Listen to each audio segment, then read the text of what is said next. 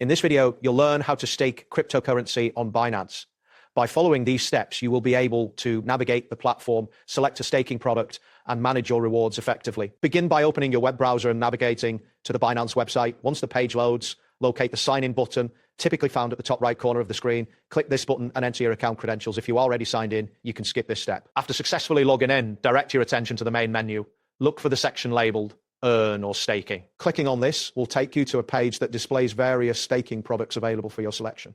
Here you can review the supported cryptocurrencies along with the associated lockup periods and estimated yields. It is important to ensure that you have the required asset balance in your account before. Once you familiarize yourself with the available options, select the staking product that aligns with the cryptocurrency you wish to stake. You will be prompted to enter the amount you want to stake. Take a moment to carefully review the rewards, lock duration, and redemption rules associated with your selection. Confirm the subscription securely by following the on-screen instructions. It is advisable to avoid staking funds that you may need in the short term, as this could impact your liquidity. After confirming your subscription, monitor the subscription confirmation message that appears on your screen.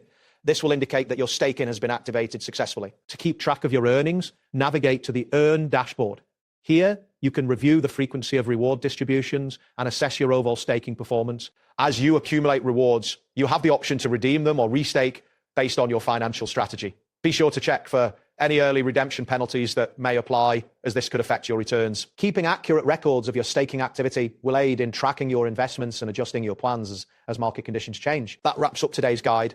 Thanks for watching, and catch you in the next tutorial.